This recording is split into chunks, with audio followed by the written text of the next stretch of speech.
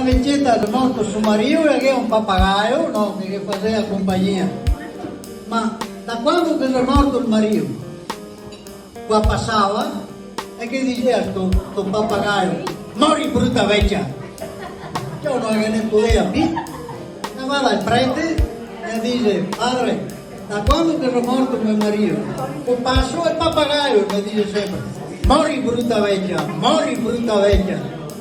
E dice che non mi uno del papagaio che è decisa, ti lo dago, ti lo porti a casa, te vedrai che mi insegna differente. E ora porta a casa l'altro papagaio, dopo un mese accanto al prete dice il prete, e ora dice come vai? Ancora peso e suore.